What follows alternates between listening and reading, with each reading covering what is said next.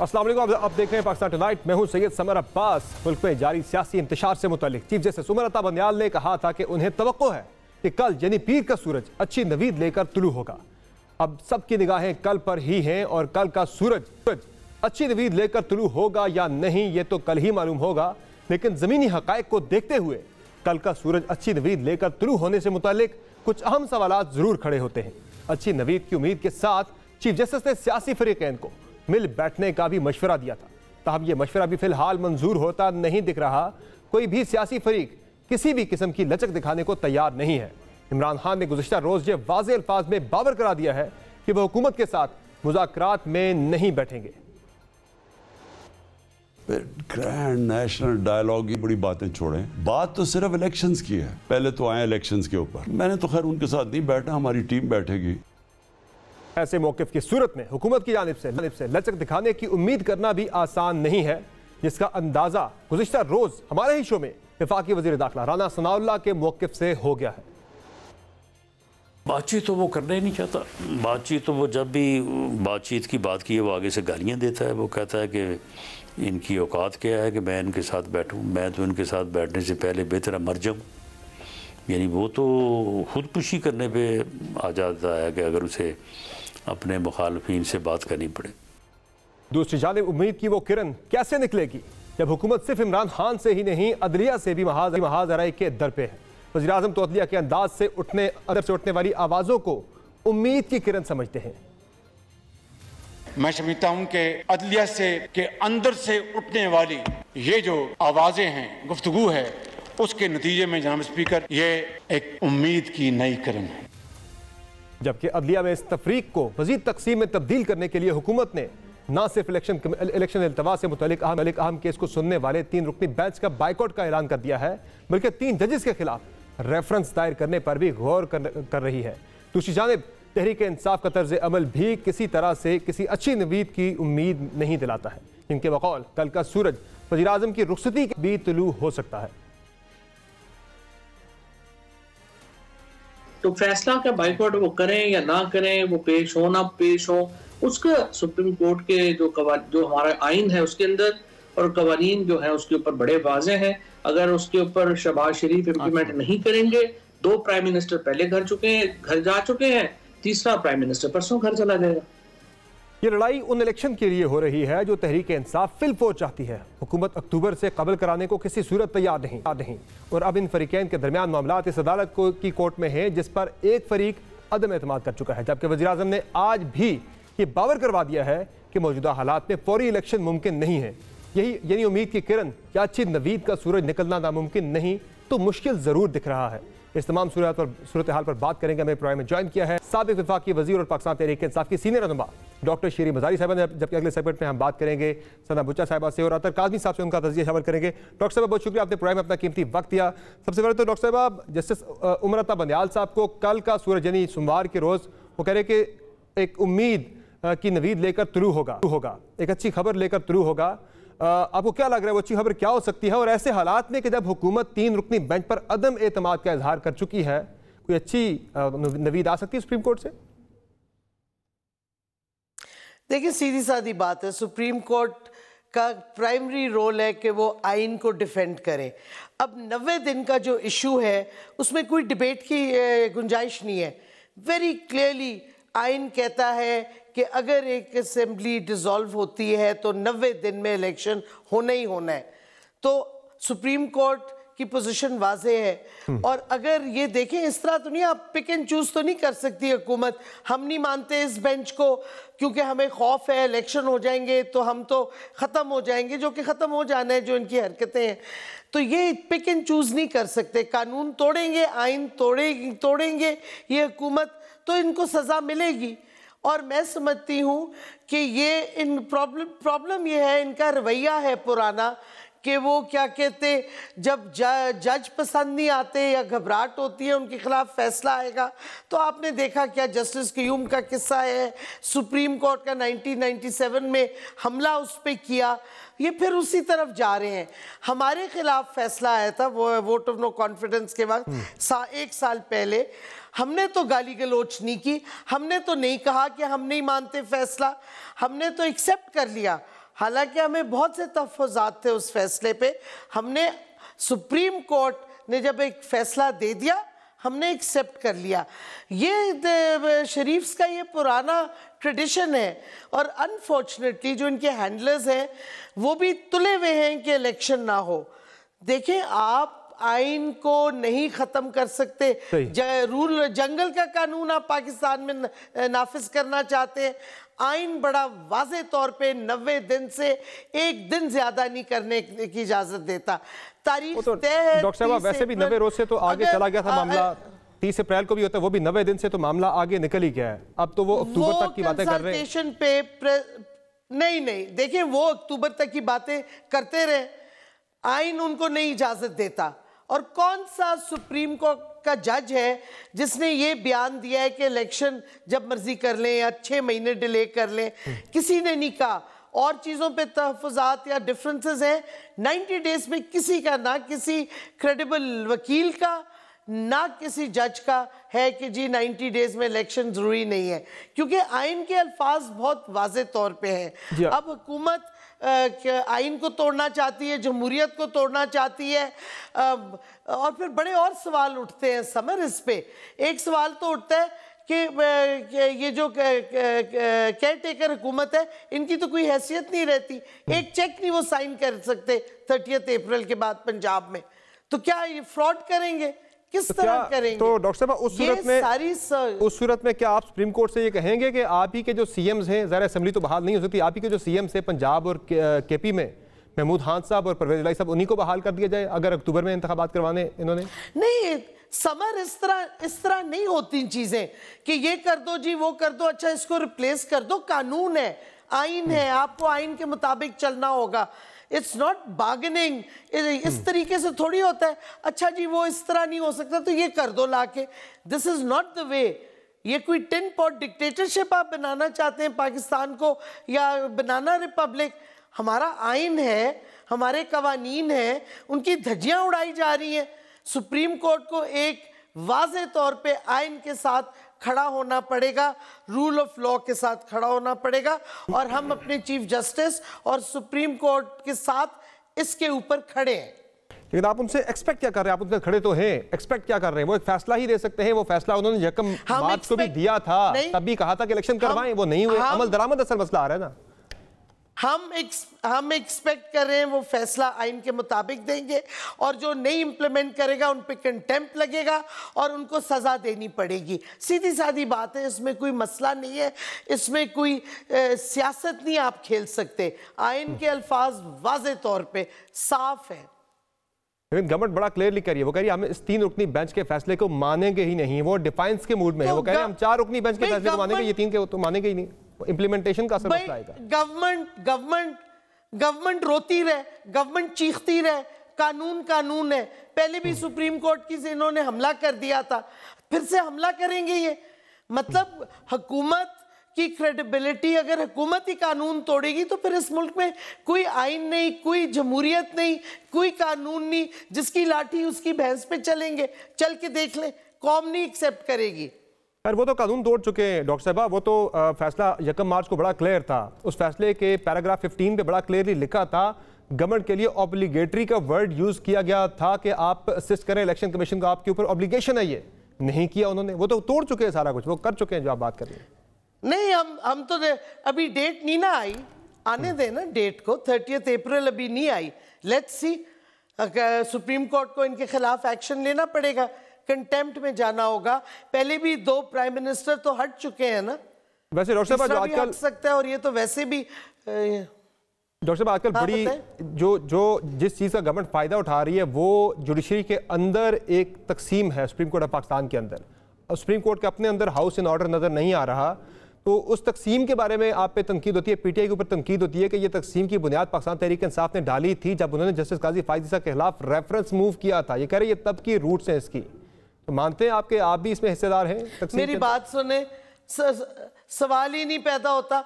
इन्होंने तकसीम, इनकी पुरानी ट्रेडिशन है। अभी मैंने आपको बताया है जस्टिस क्यूम के हवाले से। फिर जो ताड़र, सीनियर ताड़र साहब पैसे लेके क्वेटा गए थे जजेस को देने के लिए।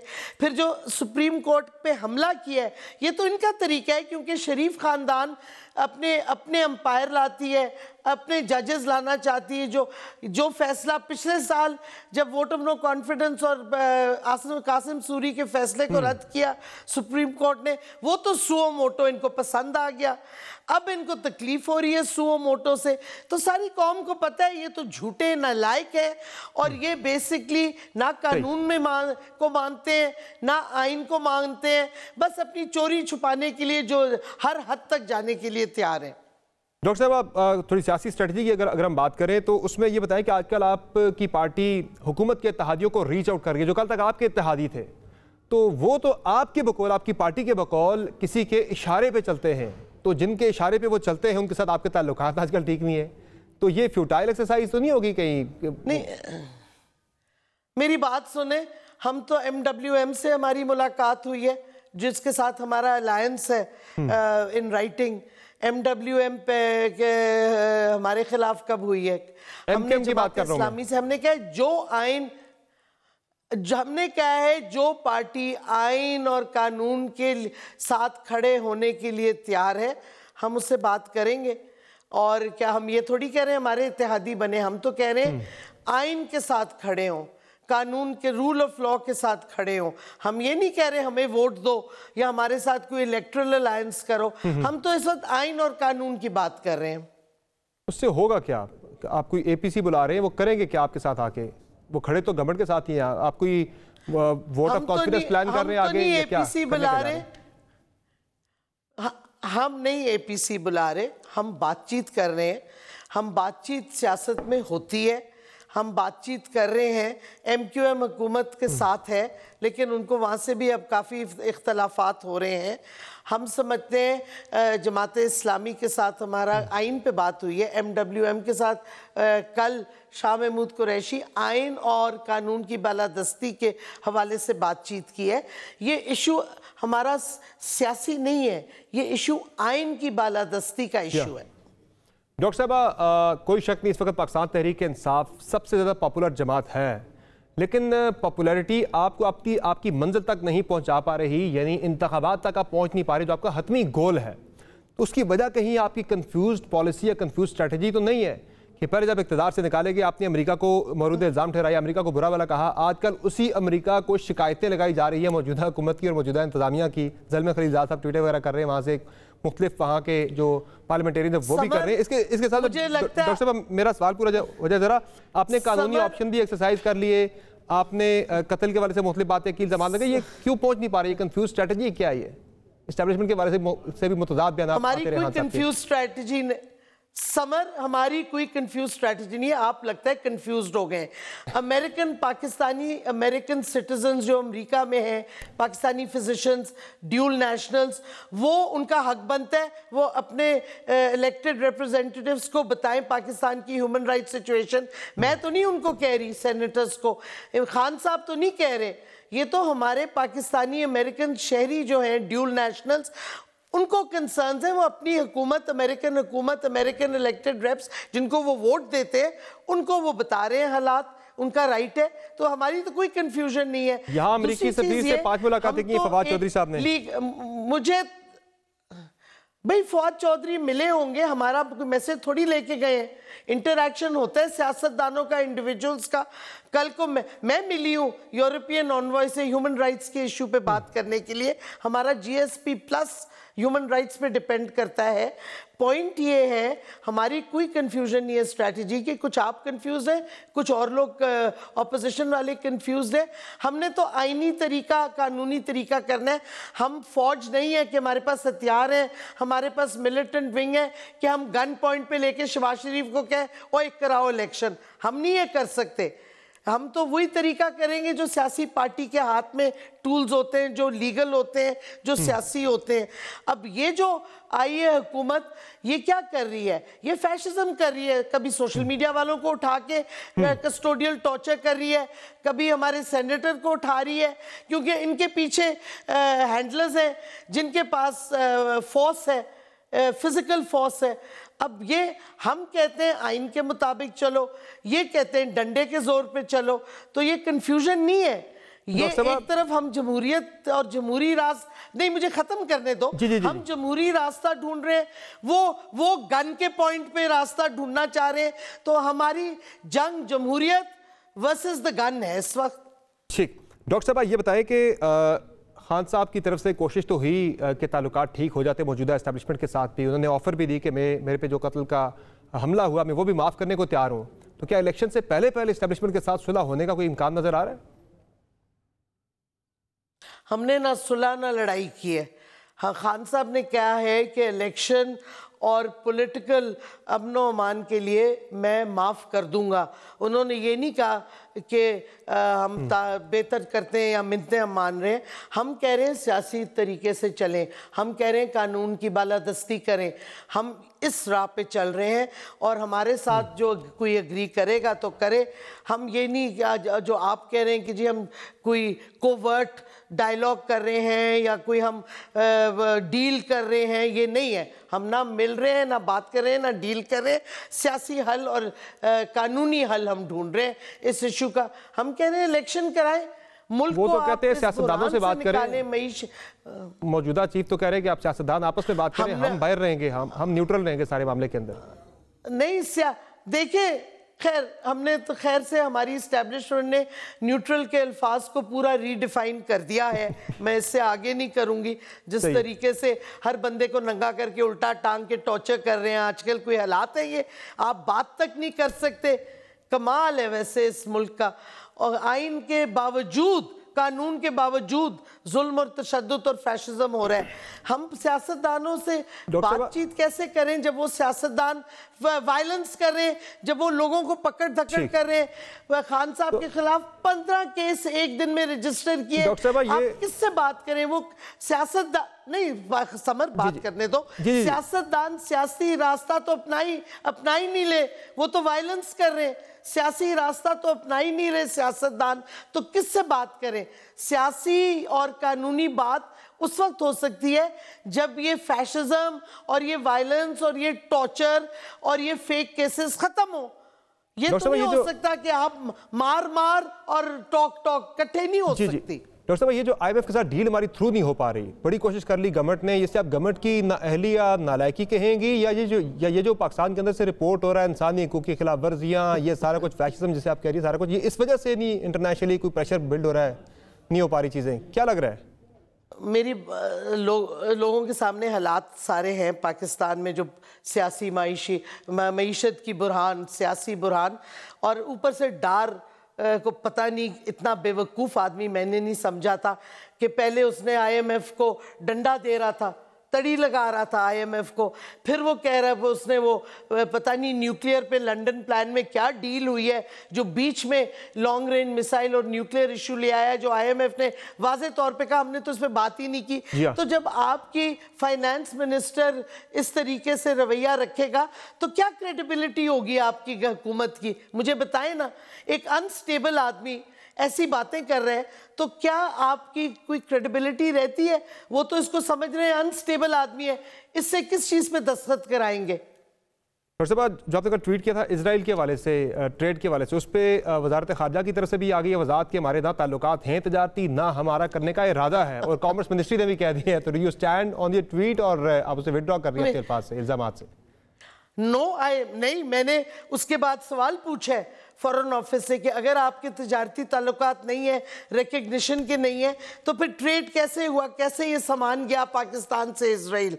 वो तो यहाँ से दुबई की मार्केट से उठा के वो ट्रेडर कह रहा हमने वहां से किया अमेरिका। नहीं, इधर उसने ये नहीं कहा। उसने कहा मैंने पाकिस्तान से पहली दफ़ा एक्सपोर्ट किया है, पढ़े स्टेटमेंट।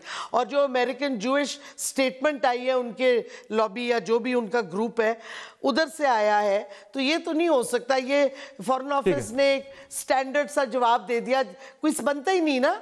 आपके पाकिस्तानी सिटीजन गए हैं इजराइल सियासी गुफ्तगू करने, कैसे गए हैं, अपने किसने इजाज़त दी है, क्या हो रहा है, अंडरहैंड चीज़ें बहुत सी हो रही हैं।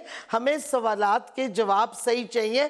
फॉरेन ऑफिस ये स्टूपिड सी एक ब्लैंड स्टेटमेंट दे देना, इससे हम वी आर नॉट सेटिस्फाइड। बिल्कुल, आपके सवालात बड़े इंपॉर्टेंट हैं और उस पर जवाब आना, एक तसल्ली बख्श जवाब आना बहुत ही ज़रूरी है। Thank you so much doctor साहब, आपने प्रोग्राम में अपना कीमती वक्त देना। यहाँ एक क्विक ब्रेक लेंगे, ब्रेक से वापस आएंगे, तजिया शामिल करेंगे प्रोग्राम में अतर काज़मी साहब का और सना भुच्चा साहब का हमारे साथ रहेगा।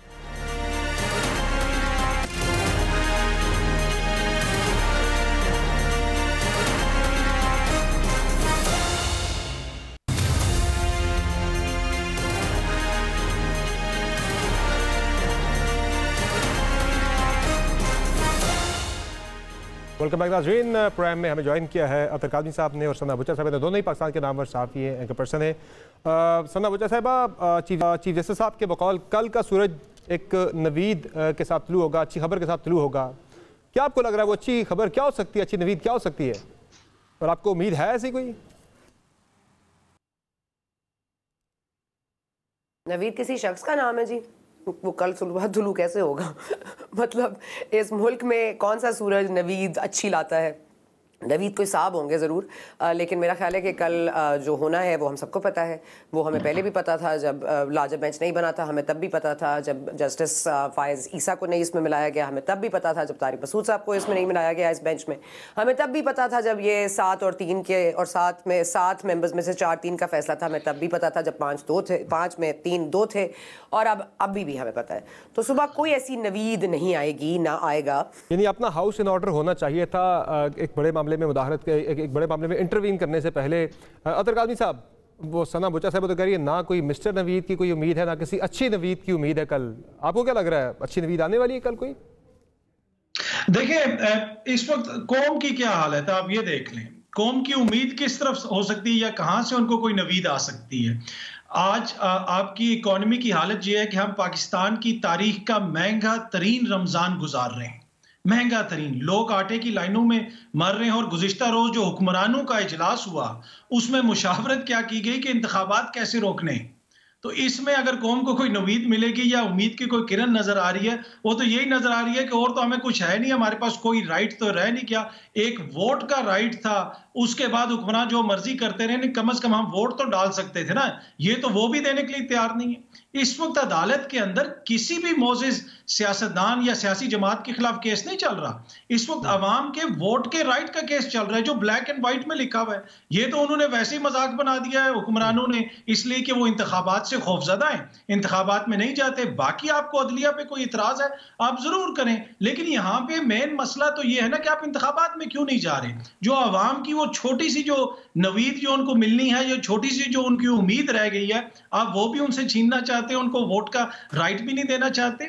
आप सोशल मीडिया उठा के देख लें, हुक्मरान जमातों से जो रिलेटेड है सोशल मीडिया, वो किस तरह जज साहिबान की तहजीक कर रहा है, और उसके अलावा आप दूसरा रिएक्शन देख लें। तो मेरे ख्याल में ये ना जो है कतन मुनासिब रवैया नहीं है जो हुक्मरानों ने अपनाया हुआ है। तो कम से कम इलेक्शंस में तो जाने दें, अगर और कोई खुशखबरी नहीं भी है तो। सना भुच्चा साहिबा, अब मामला है अमल दरामद का। ये केस टेकअप तो कर लिया चीफ जस्टिस साहब ने, अमल दरामद इस पे होना बड़ा मुश्किल है, चूंकि 1 मार्च को भी उन्होंने फैसला दे दिया था, जो फैसला दे सकती सुप्रीम कोर्ट फैसला दे दिया था 1 मार्च को इंतखाबात करवाए, वो नहीं हुए। तो अब भी सुप्रीम कोर्ट ने एक फैसला ही देना है, उस पर अमल दरामद कैसे होगा? गवर्नमेंट ने तो बाइकआउट भी कर दिया, अदम एतमाद भी कर दिया 3 रुकनी बेंच, बल्कि उनके खिलाफ वो रेफरेंस लाने की तैयारी भी कर रहे हैं अब।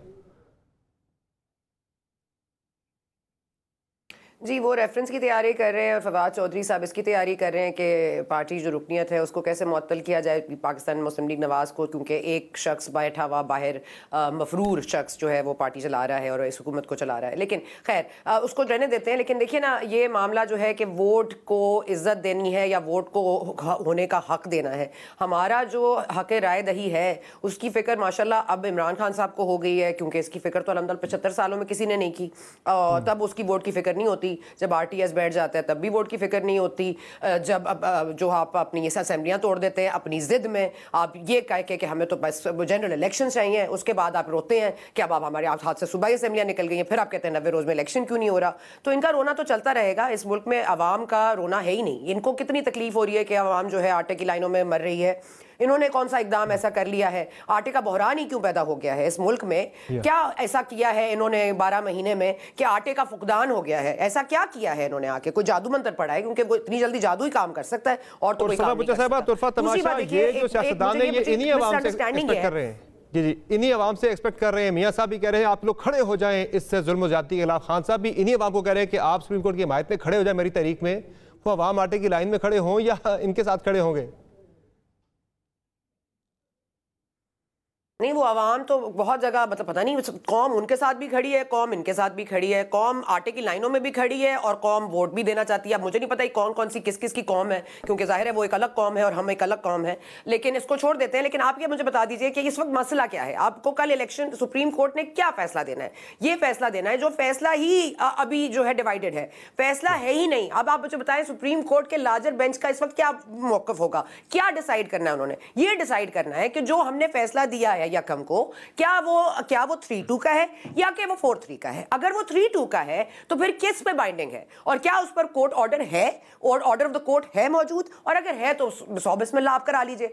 मगर मसला ये है कि अभी तो इस पर डिसाइड होना है कि वो फैसला क्या है, आया कि वो फैसला मेंटेनेबल, वो समाअत मेंटेनेबल थी कि नहीं, वो केस मेंटेनेबल है कि नहीं। तो आप तो इलेक्शंस की तारीख देना और उसको किसका हक है किसका इख्तियार है वो तो एक अलग केस हो गया है। तो कल जो फैसला आएगा वो इस फैसले को मतलब बिल्कुल डिसओबे करके उसके तवज्जुह से आएगा। तो आप basic crux of the problem तो कोई नहीं समझ रहा, चीफ जस्टिस साहब भी नहीं। अतर काज़मी साहब, एक अच्छी नवीद ये भी हो सकती थी कि आपस में मिल बैठ के कोई सियासी मसाइल का हल निकाला जाता। जो चीफ जस्टिस ने भी कहा था कि आपस में बैठ के कोई दरमियानी रास्ता निकाल लें, उस तरफ भी चीज़ें जाती हुई नजर नहीं आ रही है बज़ाहिर, क्योंकि दोनों तरफ से बड़ी एक एक्सट्रीम पोजीशन है, PMLN की साइड से भी, PTI की तरफ से भी, कि उनके साथ बात करना नहीं चाह रहे, वो उनके साथ बात करने को तैयार नहीं है। तो फिर ये मामला किस तरफ आपको बढ़ता हुआ दिखाई दे रहा है? जब बातचीत भी नहीं होगी, कोई हल भी नहीं निकलेगा। देखिए, पहली तो बात यह है कि वो जो फैसला आया था वो बिल्कुल मुबहम नहीं है, वो बिल्कुल क्लियर है। ना ही इलेक्शन कमीशन ने ये कहा है कि हम उस फैसले के हवाले से हमें कोई कंफ्यूजन है। इलेक्शन कमीशन ने ये कहा है कि आपका फैसला मानते हैं, मनोवन मानते हैं, लेकिन ये मसाइल हैं जिनकी वजह से हम अमल नहीं कर सकते। तो फैसले में तो कहीं पे भी कोई इबाम नहीं है। हाँ, हुकूमत की जानिब से ये क्रिएट करने की कोशिश की जा रही है।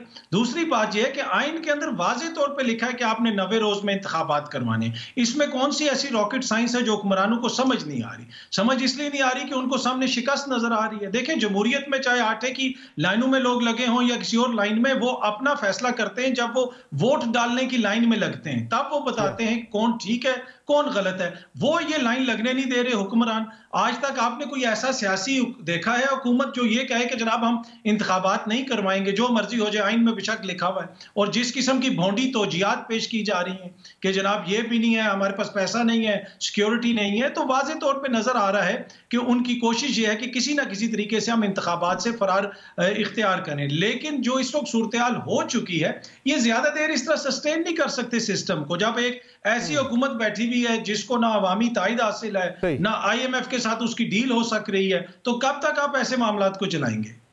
अच्छा सना बच्चा साहब, बड़ी इंटरेस्टिंग सूरत हाल है और मैं से कहूँगा कि बड़ा अजीब कोइंसिडेंट है कि पिछला साल यही दिन थे, यही अयाम थे, रमज़ान का महीना भी था और उस वक्त भी यही बेंच सुन रहा था केस को। तब वो PMLN का आइडियल था, उनका बड़ा फेवरेट था, वो बड़ी इसकी तारीफ़ें कर रहे थे, PTI से बुरा भला कर रही थी। आज वही बेंच है, PTI का फेवरेट बना हुआ है, PTI की आंख का तारा है, नून लीग को बुरा लग रहा है। जो उस वक्त फ़ायदा नून लीग को रहा था, आज फ़ायदा पाकिस्तान तहरीक इंसाफ को ना इंतखाबात के फैसले की सूरत में। यानी आइडियल जहाँ पे कोई मुस्तकिल नहीं है। देखिए, नहीं, वो तो ठीक है ना, आप ये मानते हैं कि जब जब फैसले इनके हक में आते हैं, जो भी जमात जिसके हक में नहीं आते, क्योंकि फैसला तो एक ही सबको खुश तो नहीं कर सकता, फैसला तो एक ही को खुश करेगा। और ये जो जस्टिस साहब जिन्होंने ये रिमार्क्स भी दिए थे वो भी हमें याद है कि इस मौके पर दिए थे, तो सबको तो जो है वो खुश करने का मामला है नहीं, यहाँ पर फैसला करने का मामला है। और फैसला ये है कि देखिए, आइन में ये भी लिखा है कि आपको 90 दिन में इलेक्शन करनी है और ये भी लिखा है कि आइन में आपको तमाम सूबों के और जो फेडरल के साथ कराने इंतखाबात। तो अब ये एक आइन की शक्ल लेके खड़े हो जाएंगे, वो एक आइन की शक्ल लेके खड़े हो जाएंगे। दोनों ही आइन का हिस्सा हैं, दोनों ही अपनी अपनी तरह से इंटरप्रेट करें, दोनों ही अपनी अपनी तरह से फैसले भी वो करें, लेकिन इसमें मुबहम है, फैसला मुबहम है। इसलिए मुबहम है कि आपके वहां पे जो 2 जस्टिस अमीनुद्दीन भी निकल गए इसी चीज की तायद में, और आपके जस्टिस आपने मंसूर अली शाह साहब के भी कमेंट सुन लिए। तो मैं ये जस्टिस मुझे आपका शॉर्ट सा मुझे जवाब चाहिए, क्यों कह रहे हैं जवाब चाहिए, अक्टूबर में भी आपको इंतखाबात होते हुए दिखाई दे रहे इन हालात के अंदर? नहीं, जैसे मुझे कल की नवीद नहीं दिखाई दे रही, मुझे इंतखाबात भी नहीं दिखाई दे रहे। अतर काज़मी साहब, आपको भी इंतखाबात अक्टूबर में नजर नहीं आ रहे? नवीद साहब दिख रहे हैं ना इंतखाबात। देखिए, अगर इस मुल्क में आइन रहना है, इस मुल्क में कानून रहना है, तो मुझे तो लगता है कि आइन और कानून के मुताबिक इंतखाबात होंगे। अगर नहीं होंगे तो फिर तो इस मुल्क में जमहूरियत और आइन और कानून तो नहीं होगा, फिर तो कोई और ही निजाम होगा। बहुत शुक्रिया अतर काज़मी साहब आपका और सना बच्चा साहब आपका, आपने प्रोग्राम वक्त दिया। यकीनी तौर पर आइन के अंदर रहते हुए ये फैसले होने हैं, आइन पे अमल दरामद एक बड़ा चैलेंज पाकिस्तान के अंदर बनता जा रहा है। क्विक ब्रेक लेंगे, ब्रेक से वापस आएंगे, बात करेंगे कराची की, जहां क्राइम हर रोज के साथ, हर महीने के साथ बढ़ता चला जा रहा है। बातों की ब्रेक के बाद हमारे साथ रहिए।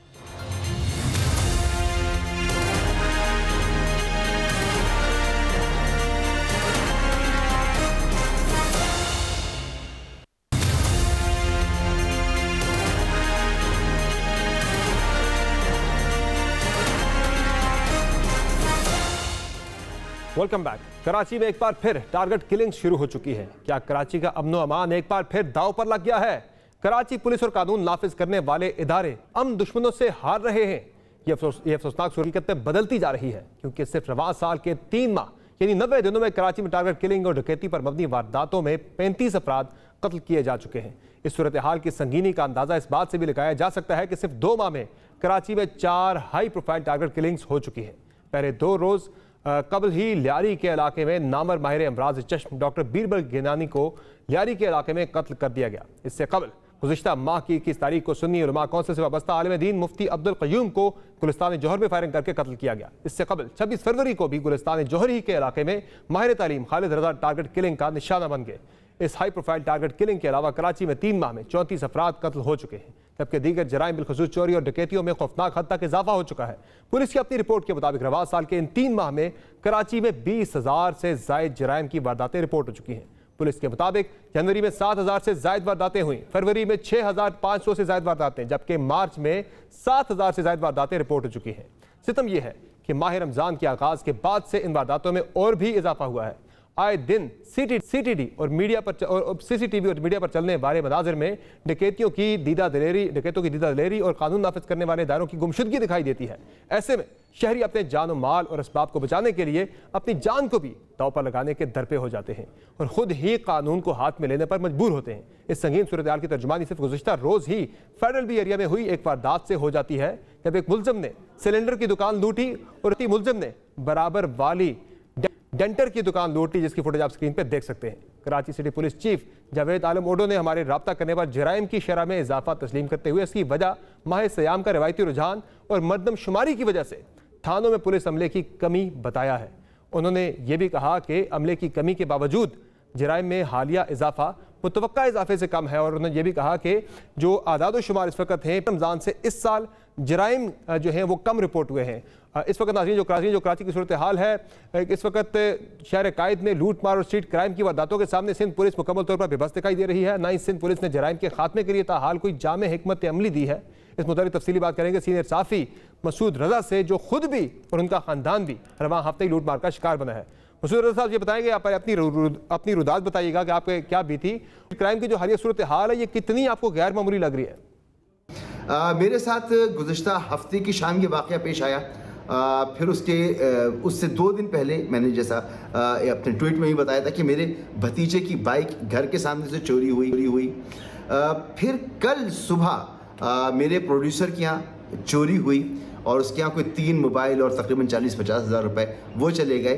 फिर कल शाम में मैं दफ्तर में था और मेरी फैमिली, मेरी वाइफ, बच्चे और एक मुलाजमा ये घर पर आ रहे थे, तो इनको चेस किया गया। और ये हालिया लहर की जो आपने बात की है, हालिया लहर का आप अंदाज़ा इस तरह से लगाएं कि अभी इस साल के सिर्फ 3 महीने गुजरे और तकरीबन 6,700 वारदातें शहर में हो चुकी हैं। तकरीबन 30 के करीब लोगों को मारा जा चुका है। इसमें नौजवान हैं, कम उम्र के बच्चे हैं, ख़वातीन हैं, लड़कियों को, ट्यूशन सेंटर जाने वाली बच्चियों को उनके चेहरों पर गोलियां मारी गई हैं और उनको कत्ल कर दिया गया है। बुजुर्ग आदमी की एक वीडियो मैंने देखी, उन्होंने बेचारे ने अपना सब कुछ निकाल के दे दिया। झंझाट में थे, जाते हुए एक लड़के को उन्होंने पीछे से एक हाथ मार दिया, वो पलट कर आया और उसने उनको गोलियां मारकर कत्ल कर दिया। तो कत्लो गारत, गाड़ियों का छिन जाना, मोटरसाइकिलों का छिन जाना, मोबाइल फ़ोन का छिन जाना, नकदी से आपका महरूम हो जाना, ये मामूल बन गया है इस शहर में, ये मामूल है आजकल। मसूद रज़ा साहब, ये बताएं कि लूटमार का निशाना बनने वाले शहरियों की दादरसी भी हो रही है, बाल मसरूका की बरामदगी या गिरफ्तारियां भी हो रही हैं या नहीं? बिल्कुल भी ऐसा मामला नहीं है, शाज़ो नादिर हो तो हो। मैं आपको अपना एक्सपीरियंस बताता हूँ। मुझे लूटा गया, मैं घर पर आया और आते ही मैंने सबसे पहले पुलिस को फ़ोन किया। पुलिस को फ़ोन किया तो थोड़ी देर में SHO साहब खुद आ गए। उसके बाद DSP साहब भी आ गए, SSP का भी मुझे फ़ोन आ गया, पुलिस ऑफिसर से मेरी बात हो गई। ये मैं था कि मेरे थोड़े बात सुन ली गई, लोग जानते थे तो थोड़ी सी बातचीत हो गई। इसके बाद मैंने सबसे पहले iCloud से अपने मोबाइल की लोकेशन निकाल कर दी कि जनाब ये लोकेशन है, यहाँ से 4 मील के फासले पर वो लोग बैठे हुए, आप जाएँ और उनको पकड़ें। मुझे अपना प्रोग्राम करने के लिए जाना था। आप यकीन करें कि SHO ने कहा कि जी ये लोकेशन हम कैसे ट्रेस करेंगे, आप हमें हमारे साथ किसी को भेजें। मैंने उनके साथ एक बंदा भी भेज दिया।